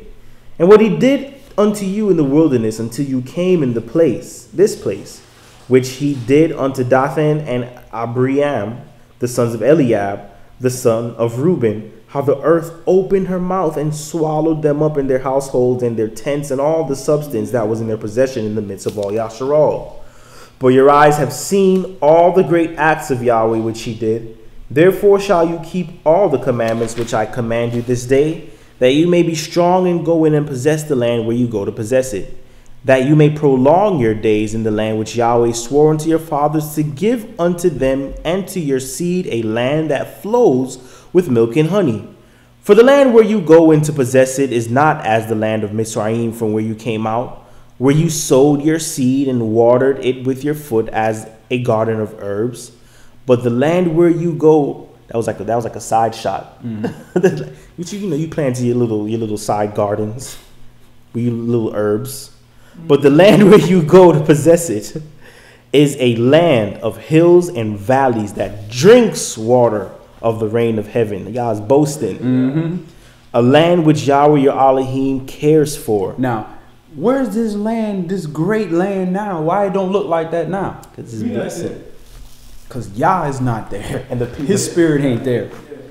And the people His haven't. people ain't there, like the elder said. They're not adhering to the covenant so that the land can answer back with a response. It's being punished. Go ahead. Verse 12. A land which Yahweh your Elohim cares for. The eyes of Yahweh your Elohim are always upon it, from the beginning of the year even unto the end of the year. So his eyes are always upon the land. So this is why it's in such utter destruction, because it wasn't gonna prosper when we're there doing wickedness. So it's definitely not going to prosper with a people that's not from that land, going in there doing the same wickedness and then lying, saying that that's even worse. When you the children of Yasharal and you're not doing what you're supposed to be doing, that's bad. But when you're another people which are not the children of Yasharal, go into that land and lie and say you're us and still don't do the wrong thing, that's doubly worse. Go ahead. 13. And it shall come to pass, if you shall hearken diligently unto my commandments, which I command you this day, to love Yahweh your Elohim and to serve him with all your heart and with all your soul, that I will give you the rain of your land in his due season, the first rain and the latter rain, that you may gather in your corn and your wine and your oil. And I will send grass in your fields for your cattle, that you may eat and be full. Take heed to yourselves that your heart be not deceived, and you turn aside and serve other gods and worship them. And then Yahweh's wrath be kindled against you, and he shut up the heaven, and that there be no rain, and that the land yield not her fruit, unless you perish quickly from off the good land which Yahweh gives you. Therefore shall you lay up these my words in your heart and in your soul, and bind them for a sign upon your hand, that they may be as frontlets between your eyes. And you shall teach them your children, speaking of them when you sit in your house, when you walk by the way, when you lie down, and when you rise up. And you shall write them upon the doorposts of your house and upon your gates, that your days may be multiplied in the days of your children in the land which Yahweh swore unto your fathers to give them, as the days of heaven upon the earth. For if you diligently keep all these commandments which I command you, to do them, to love Yahweh your Elohim, to walk in all his ways, and to cleave unto him, then will Yahweh drive out all these nations from before you, and you shall possess greater nations and mightier nations than yourselves. So we obviously didn't do that, because we never drove out all the nations. He always left a remnant. Go ahead. Every place whereon the soles of your feet shall tread shall be yours, from the wilderness and Lebanon, from the river Euphrates, even unto the uttermost sea shall your coast be. And there shall no man be able to stand before you, for Yahweh your Elohim shall lay the fear of you and the dread of you upon all the land that you shall tread upon, as he has said unto you. Behold, I set before you this day a blessing and a curse. A blessing if you obey the commandments of Yahweh your Elohim, which I command you this day, and a curse if you will not obey the commandments of Yahweh your Elohim, but turn aside out of the way which I command you this day, to go after other gods which you have not known. All right, so we didn't have to get all the way to Deuteronomy 28 to get the blessings and the curses. He's been telling us from the get-go. Live, take this forever life. Anything less than forever is a curse. Go ahead. Verse 29. And it shall come to pass, when Yahweh your Elohim has brought you unto the land where you go to possess it, that you shall put the blessing upon Mount Gerizim and the curse upon Mount Ebal. Are they not on the other side of the Jordan, by the way where the sun goes down, in the land of the Canaanites, which dwell in the campaign over against Gilgal, beside the plains of Moreh? For you shall pass over Jordan to go in to possess the land which Yahweh your Elohim gives you, and you shall possess it and dwell therein. And you shall observe to do all the statutes and judgments which I set before you this day. All right, so his eyes are forever on his holy land. All right, now let's go to Devarim chapter, 1 Kings, Rishon Melachim chapter 9. So his eyes are forever on his land, and there's particular parts of the land that his eyes are always on as well. You know what, brother, at the end of the day, this was a beautiful covenant. This was a covenant of peace. This was a covenant of righteousness. This was a covenant this was a vow to do what was righteous. You know, a vow to do what was right. And us in our sinfulness added the sour, bitter taste unto it. Right. Even though it's still judgment, even though it's still right. You know, you're not gonna come before the creator of the heaven and the earth, transgress against him, and things are gonna be good for all your descendants after that. That was neglect on the side of our forefathers. Right. But even now down the line, for us to continue in it, it's neglect on our part. Right. You know.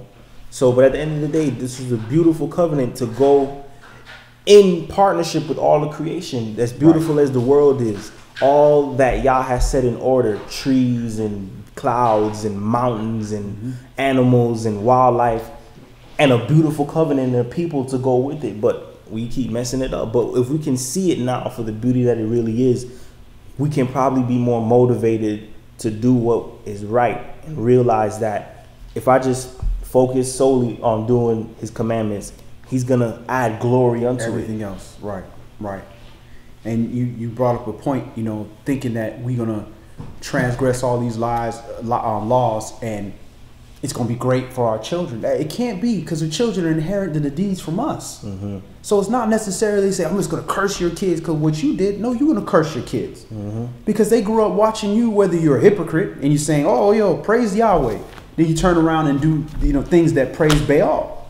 Then your kid's gonna turn around and say, "Well, I guess hypocrisy is the way to go," or lawlessness. When they start doing lawlessness, I saw it from you. How did we learn it in the garden? We took up something that gave us the knowledge of that. If the kids didn't have the knowledge of that, they wouldn't be doing half these things. Nope. And it goes right in line with Jeremiah when he prayed. He was like, "You show love and kindness unto thousands and recompense the iniquity of the fathers into the bosom of their children after them." You understand? So as harsh and as bitter as that grape has been in our mouth is the beauty of his law.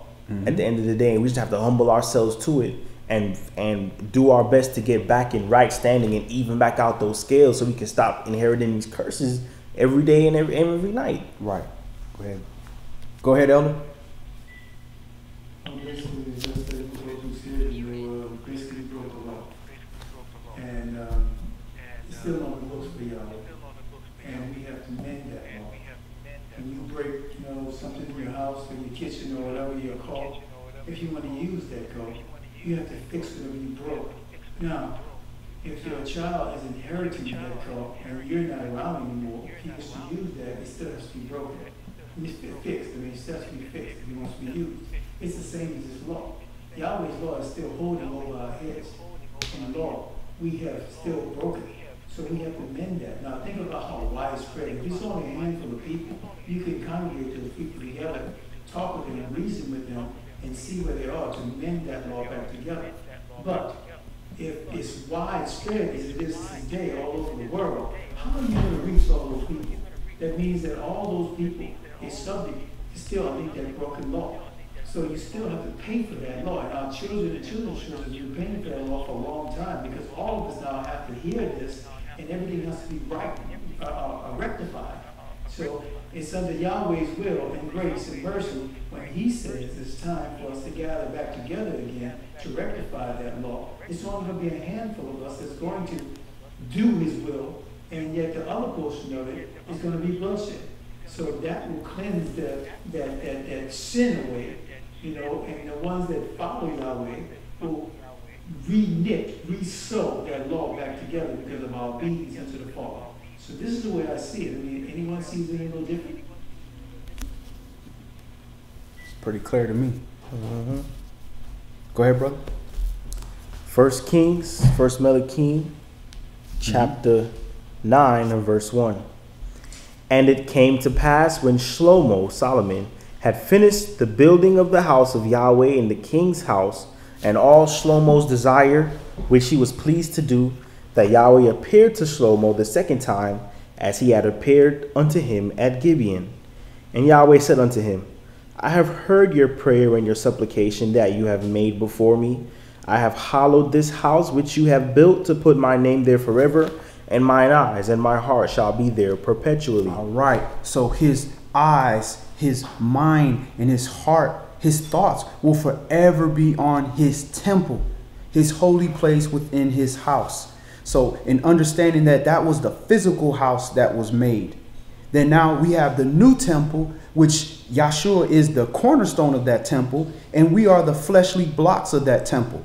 So his eyes is forever on that temple, with our bodies being the temple of Elohim, holding the spirit of Yahshua. So we have to understand that his eyes are forever on this temple.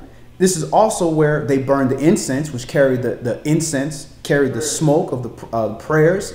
The smoke carried the prayers up into heaven so that our prayers can be heard. And this is also another reason why we turn towards Jerusalem. No matter what direction we are to Jerusalem, we turn towards Jerusalem and we pray towards Jerusalem, because his eyes and his ears and his mind is forever there. So we are showing and respecting the order of saying, this is where he's heading. This is where he's always looking. So I'm heading and I'm looking the same direction that Yahweh is looking, so that I could be aligned with him.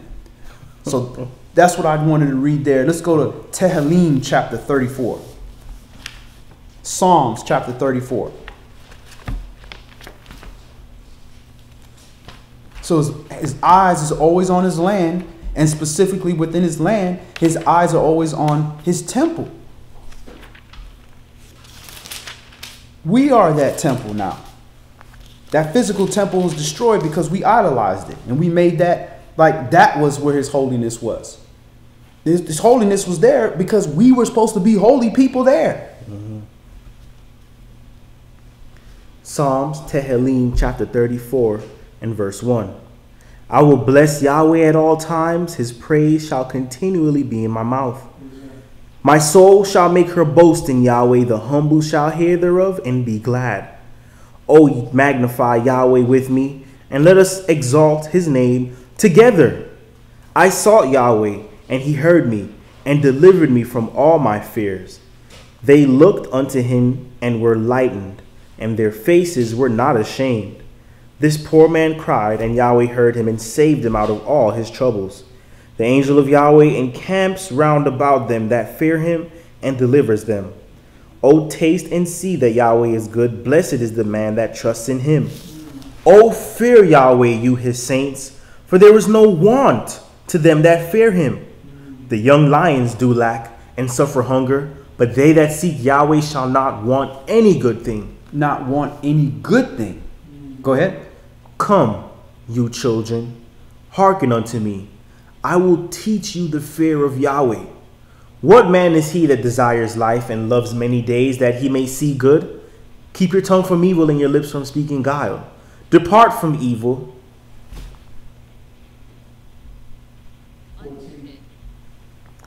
Verse 14. Depart from evil and do good. Seek peace and pursue it. The eyes of Yahweh are upon the righteous, and his ears are open unto their cry. The face of Yahweh is against them that do evil, to cut off the remembrance of them from the earth. All right. So again, the eyes of Yahweh are always upon the righteous, and his ears are always open unto his cry. And we know the eyes are also on the wickedness. They have separate, different eyes are also on the wicked. But the face of Yahweh is against them that do evil. The Peniel is against them that do evil, to cut off remembrance of them from the earth. Go ahead. Verse 17, the righteous cry, and Yahweh hears and delivers them out of all their troubles. Yahweh is near unto them that are of a broken heart, and saves such as be of a contrite spirit. So he's given us this broken heart so we can come closer to him. And then when we get closer to him, if we have a contrite spirit, a spirit of repentance that wants to change, then he can save us. But he has to bring us to that point where we trying to get saved. We ain't trying to get saved when we doing all kind of wickedness, but our money is right. We good. Because in our mind, obviously Yahweh is happy with what I'm doing because my money is right. One thing, brother. Muted. On that same verse, man, after you bring up something with Solomon when you talked about that thorn in his flesh. Mm-hmm. We may not know exactly what that thorn is, but he kept him humble because he asked for that thorn to be removed. But, I think Yeshua said, my grace is sufficient for you, dealing with no. The thought of that is, from my understanding is, if he didn't have that thorn, it would not keep him humble. And right. his mind would not be stayed on the Father. Because every individual, thinks about the lust of their eye, lust of their flesh.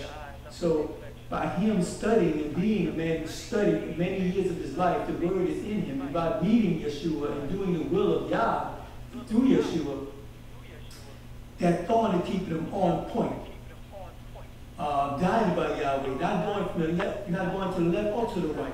So that is something many of us, usually have, that thorn in our flesh, no matter what it is. Everybody has something different to keep the eyes steady on the Father. So you don't make the mistake where Yahweh has to chastise you unto death and you miss your inheritance. Right. Go ahead, finish that up, brother. Verse 18. Yahweh is near unto them that are of a broken heart and saves such as be of a contrite spirit. Many are the afflictions of the righteous, but Yahweh delivers him out of them all. All right, so this is what we have to be prepared for. Many are the afflictions of the righteous. Now, does that mean that all these afflictions are coming on the righteous because they're righteous? Now, the end result is righteous. That doesn't necessarily mean you are righteous when you got afflicted. That's right. The affliction may have caused you to turn into a righteous person. And Yahweh delivers you out of all these things because he's chastening those who he loves. So don't feel that because you get afflicted that you righteous. So I must be righteous because I'm getting afflicted. No, Yah is trying to get you to be righteous. And I don't think sometimes we pay attention. We might be telegraphing prayers, but a lot of times prayers, Yahweh, lead me in the way you wish for me to go. Help me be the way you want me to be. Make me more like your son. I mean, it doesn't. Our thought process ain't even actually deep enough to get us to the place where we need to be in Yah. Sometimes Yah has to either divinely bless us with that insight or cause us to suffer some intense lack for our mind to actually just snap into a place where it hasn't been before. Right. In order for us to meditate on thoughts that we usually would just ignore. Because in our ignorance, our thoughts are folly. It's vain. It doesn't, it's fleshly. It don't have no weight to it. But when it says many are the afflictions of the righteous, didn't you pray to be more like such and such and such? Didn't you pray to be better, do better? So when your soul is placed in challenging situations, it's going to force you to conform to some level of you trying to cope with it in a more righteous way. Right. Because if people are coming against you, it's easy to just cuss everybody out, but that's not the righteous thing to do. Right. So you'll learn patience. Right. And you'll develop different ways to thwart a situation in a more righteous manner or resolve a situation in a less contentious manner. Right. And you learn how to keep peace. But you don't learn that if everything is all good. You become a brutish person and a sensual person, just liking stuff that feels good. Right. Instead of disciplining yourself. And when you're in a rough, trying situation, you can still maintain composure, be calm, and get over stuff that in the past would have caused you to just flip your way. Right. And just in that same statement, many are the afflictions of the righteous, but Yahweh delivers him out of them all. So if you're afflicted, be righteous so that you can be delivered out of it all. And even if that was the only reason you being righteous is because you being afflicted, the end result is you being righteous. And then eventually you gain understanding and say, look, I'm tired of being afflicted. And it becomes your character. Right. Verse 20. He keeps all his bones, not one of them is broken. Prophecy. Evil shall slay the wicked, and they that hate the righteous shall be desolate. Yahweh redeems the soul of his servants, and none of them that trust in him shall be desolate. All right. Mishlei chapter 5. Proverbs chapter 5. I want to add to that one. Put on mute. My brother just spoke on that verse just now. It also goes into the New Testament so people can unmuted. Muted. It's stated in the old school now. It's stated also again in the New Testament. And that's in John chapter chapter 19, verse 36 says, "But these things were done that the scriptures should be fulfilled. A bone of him should not be broken." And we know what that's talking about when he was the Passover lamb and he died for us. And when he hung on that torture stake, they went around to the other two guys that was hanging on their torture stakes, and they broke their knees with a hammer because they found out they was dead because it was getting late. And I think storm was coming, maybe some situation that was coming, so when they found out they was dead. So when they got to Yeshua, they couldn't break his bones because they realized he was dead. And they stuck that spirit inside, and got blood and water came out and showed that he was dead. So they let you understand that he was that Passover lamb. He was that lamb that died for us, shed his blood. And he tells you right there that our bone was broken. And even in the Passover, it wasn't going to break any bones when you sacrificed that lamb to roast, Right. before they ate it. Right.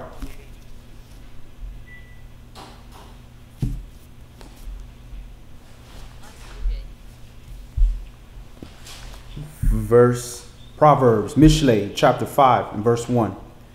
My son, attend unto my wisdom and bow your ear to my understanding, that you may regard discretion and that your lips may keep knowledge.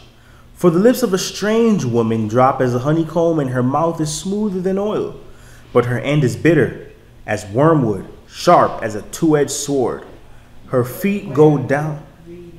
We're in Proverbs chapter 5. Mishlei, Proverbs chapter 5. And we're at verse 5.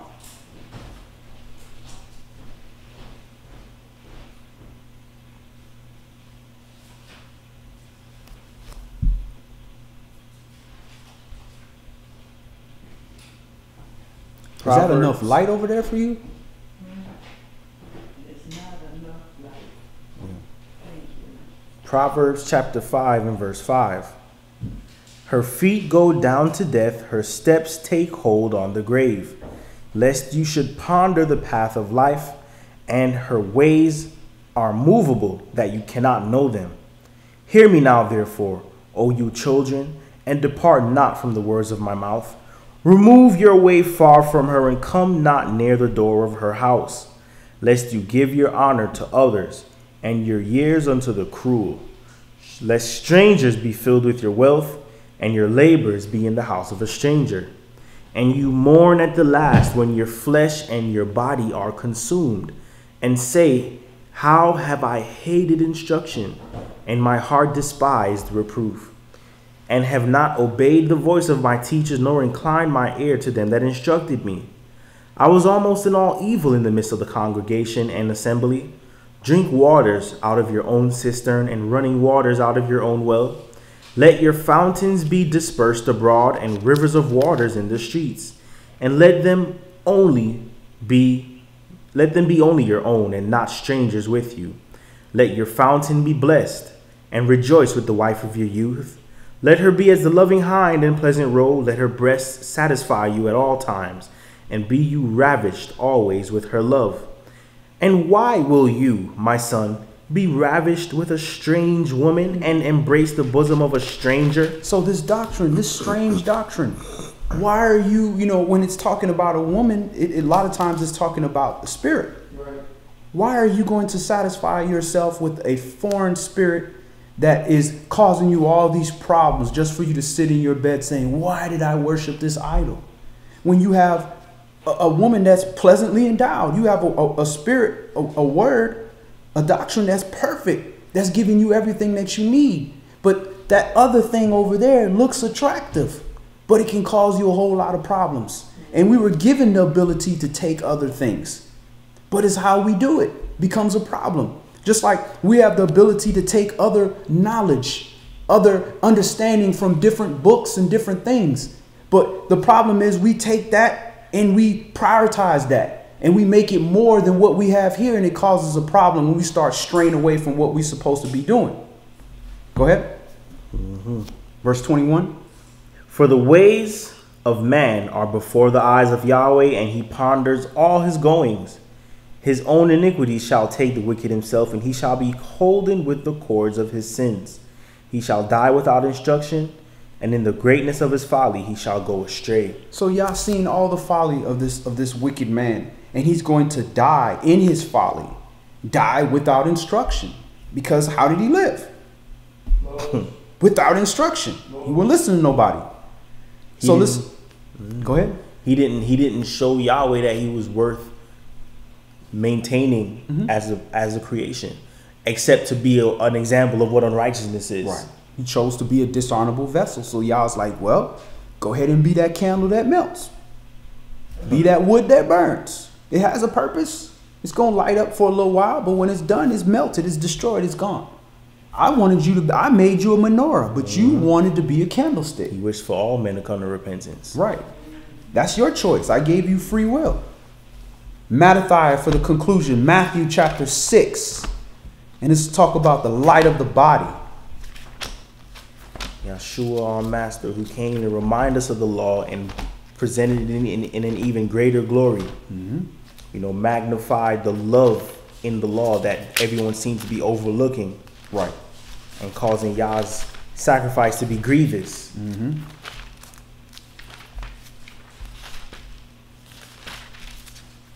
Mattathiah chapter 6. Matthew chapter 6. And we're just going to read verses 22 through 34.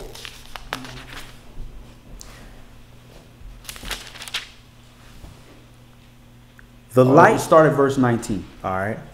Lay not up for yourselves treasures upon earth, where moth and rust do corrupt, and where thieves break through and steal. But lay up for yourselves treasures in heaven, where neither moth nor rust does corrupt, and where thieves do not break through nor steal. For where your treasure is, there your heart be also. So where's your treasure? Is your treasure in this world? Or is your treasure in heaven? Go ahead. The light of the body is the eye. If therefore your eye be single or whole, your whole body shall be full of light. All right. So that's a very deep scripture there. Talking about the light of your body. We also have that light in our head, that third eye, which is like our spiritual antenna. If that antenna is not is decalcified, then you can be in tune with the Most High and you can utilize your spiritual gifts. But if you use that eye to take in a whole bunch of darkness, then your whole eye is going to be dark and you're going to be of dark things. Go ahead. But if your eye be evil, your whole body shall be full of darkness. If therefore the light that is in you be darkness, how great is that darkness? So if you decide to use that spirituality to go dip into the book of the dead and all these, black magic and all these different, spiritual science, Scientology and all these, spirit worshiping things, you might get some power, but you're using that eye, that spiritual receptor that was supposed to receive the righteousness of this word. And you're using that to receive these evil angels that are out here to mislead these other nations. So then your whole body is filled with darkness because your deeds become dark. Because now you worshiping a woman, calling her she God, and it's okay for a man and man to be because two gods did it, and you got all kind of wild beasts. This is your gods and these idols, and you're here. You're an Israelite, but you part reptile waiting on a spaceship to come down to take you somewhere else. You're just confused, and you live in a big triangle. It's just confusion, utter confusion. Which one is it? You a more too? How you gonna be all these things at once? That's when your eyes full of darkness and you're using your receptors to not pick up the obedience of this word so you can be better than the man next to you and say, I'm different than you, I'm better than you. Forever learning but never able to come to the knowledge of the truth. Exactly. Verse 23, but if your eye shall be evil, the whole body shall be full of darkness. If therefore the light in you be darkness, how great is that darkness? No man can serve two masters, for either he will hate one and love the other, or else he will hold to the one and despise the other. You cannot serve Yahweh and mammon or money. So which one? You got to make a choice. Either you're going to be a servant of the Most High or be a servant of the self. One or the other. You going to hate the other regardless. And brother, whichever one you serve determines your actions. Because if you serve Yahweh, your actions are a whole different set of things. You want to be nice to your neighbor, and you want to take time out for prayer, and you want to slow down when you feel like life is going too fast, take time to meditate. But if you serve mammon, it's a whole different spectrum of attitudes. It's a different God. It's a different Elohim. Right. You're doing anything to get more money. You're disregarding everyone else's feelings. You know, it's business first, friendship later. Right. You know, it's all those things that cause you to be a callous person. And Yah's like, look, you're not going to serve me and try to do all these things. Now, you can serve me, and I could allow these things to come to you through a different train of thought. Right. But if you chase those things which are last and put them first, how even more wretched are you going to be if you didn't chase me first so I can give you all those things after? Right, right. And verse 25, from where we go from here, we understand the perspective of us knowing, us studying the word. We know the eyes of Yah are always on Jerusalem. Mm-hmm. Jerusalem is the people, the assembly.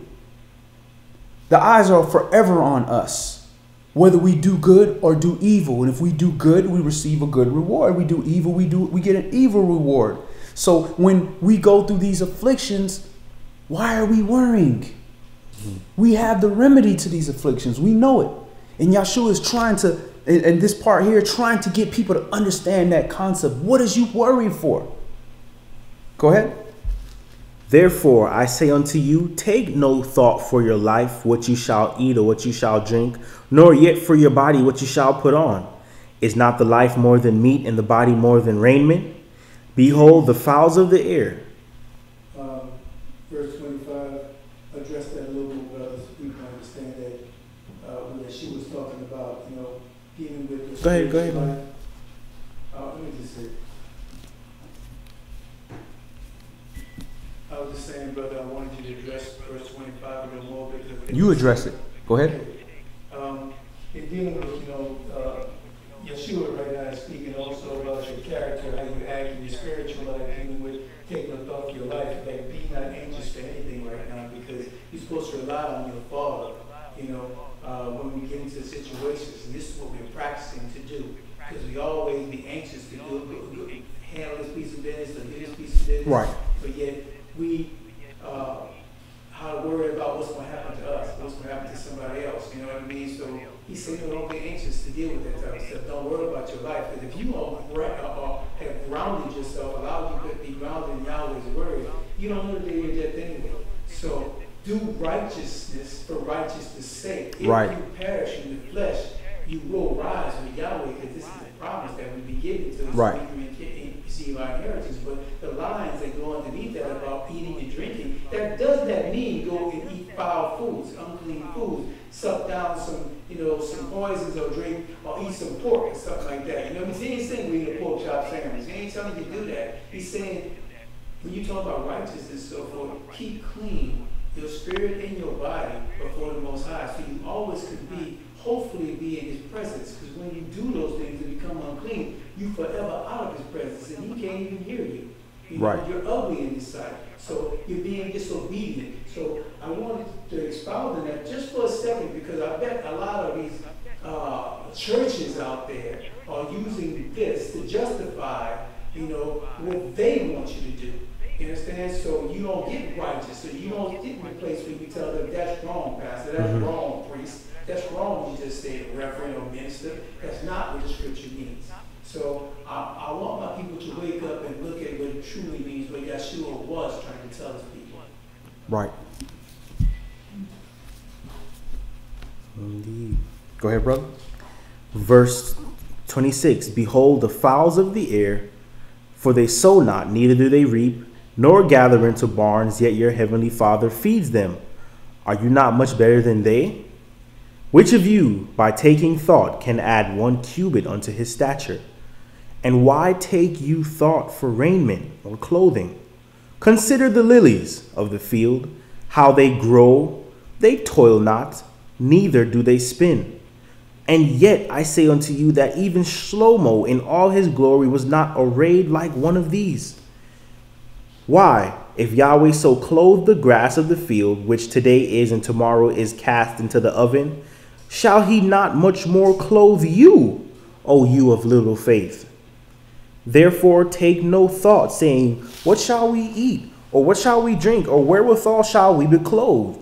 For after all these things do the Gentiles seek. For your heavenly Father knows that you have need of all these things. They worried about all that because they looking at this little thing and saying, this is my God. There you go. This is my God right here. Oh, well, you know what? He ain't said nothing in a while. I don't know if he going to feed us. They don't have a spirituality. They don't know. They're just following what they inherited or what they saw from somebody else. Mm-hmm. Go ahead. Mm-hmm. You have an Elohim that made you walk 40 years in the wilderness with the same shoes. My kids can't keep shoes for six weeks.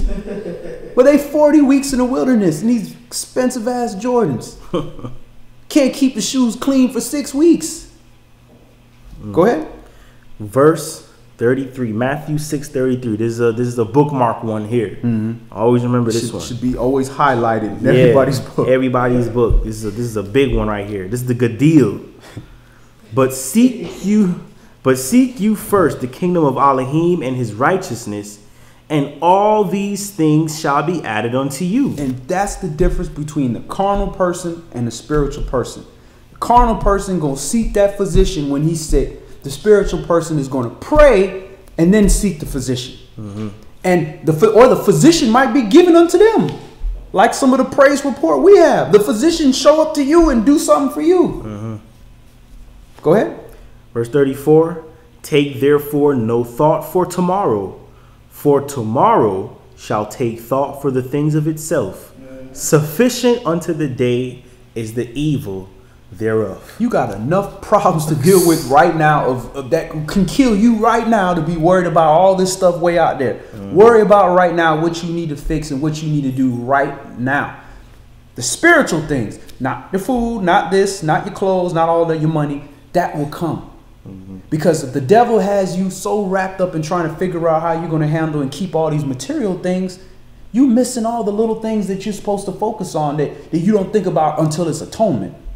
So these are the things that we need to focus on. You know, brother, this is a little parable about how that messes up our life. Imagine a guy, he gets up in the morning, he's drinking his cup of water, mm-hmm. and he's getting ready to leave for work, and he's like, man, I got a lot of stuff to do, and he's thinking about his bills that's due and all that stuff. He puts the cup down and leaves. Following morning, he gets up and just has another drink of water. He's like, man, I got a lot of stuff going on. The car needs oil, and puts the cup down and leaves. Following morning, the same thing. He does that for about a month. After a month, there's like all these cups mm-hmm. Spread out all over his countertop, and the kitchen is just dirty. Mm-hmm. It's because he wasn't paying attention to the little bits and immediate stuff happening now. So he's focused for all these things, and you causing clutter in your immediate life. Right. Stop thinking about all that stuff about tomorrow. Pay attention to the little stuff for your immediate life. It's like everyone on Snapchat and Instagram. Although it's a very vain way of things, it actually would allow you to look at the stuff you're going through right now. You know, like magnify the little things. So even if you're not literally on Instagram or Facebook or some social media, pay attention to your life with that same intent. Right. You know, where you look at all the little things. Oh, look at that flower over there. Let me, meditate on that. The creation of Yah. Not necessarily to broadcast it to the whole world, but pay that same attention to your own personal life so that you don't go missing out and overlooking all this stuff and causing all this clutter to build up for stuff that you're ignoring, that Yahweh wants you to pay attention to the stuff I'm putting in front of you. Don't stop looking at how you're going to cook tomorrow's meal. Eat today's meal. Right. And I'm a victim of that myself. I'm a master planner. I'm looking way down there. I'm like, you see that mountain right there? Men have that issue. That mountain that's about 100 meters down that way. This is how we going to get over this mountain. We going to create this catapult that's going to get us here. We got mountain climbing. You're going to have some rope. And we're going to use centrifugal force to do this. And we like, you ready to go? Let's go. I tripped and fall right on the thing that's right in front of me. Right in front of me because we looking way down the street. Yeah.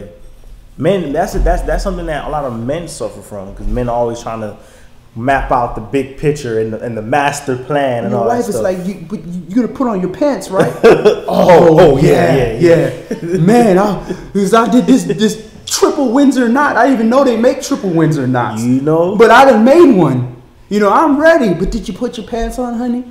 I mean, you didn't iron them yet. Yes, they are. They're right there.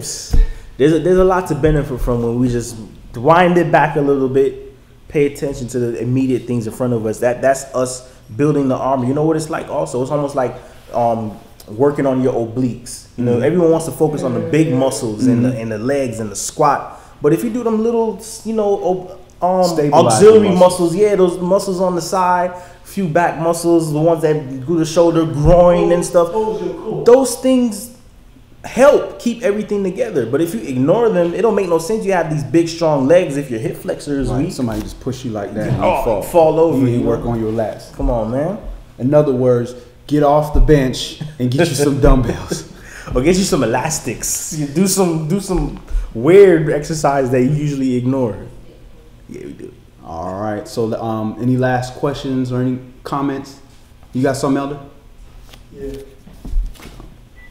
Just want to ask my brother says there was also another witness, you know, it's in James chapter 4, he says, whereas you know not what shall be on tomorrow, or what is your life? It is a vapor. Mm-hmm. For a little time and then vanish away.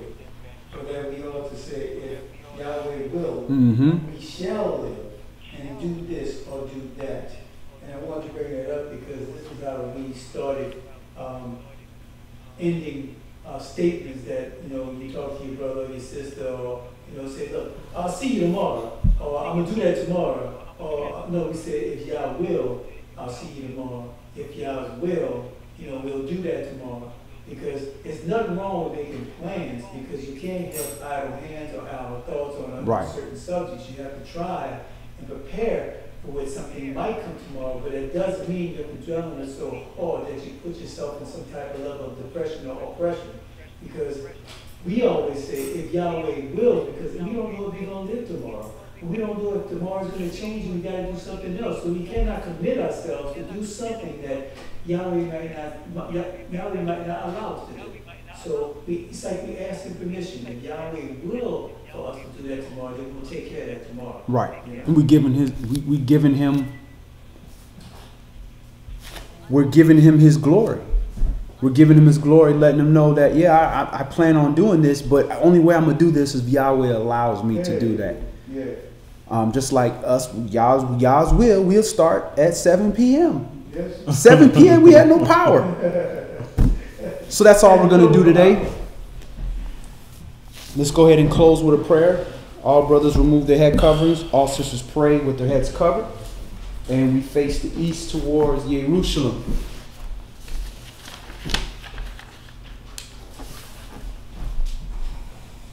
Our Father, Yahweh, Elohim, the Allah of Abraham, Yashak, and Yaakov.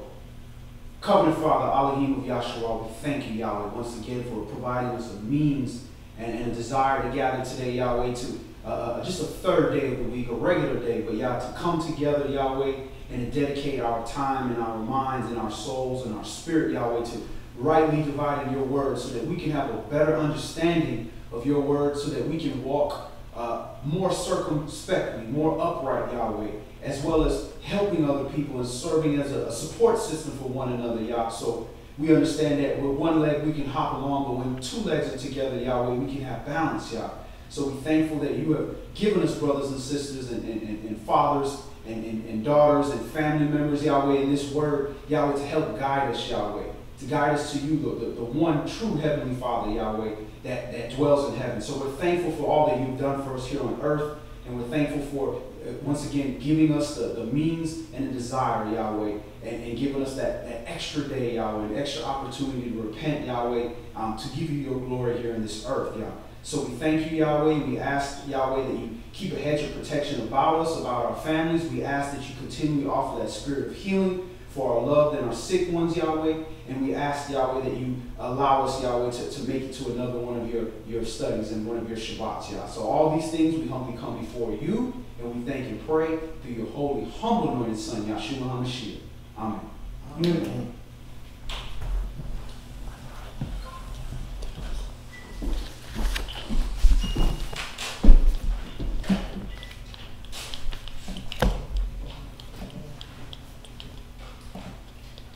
Chapter is pretty amazing.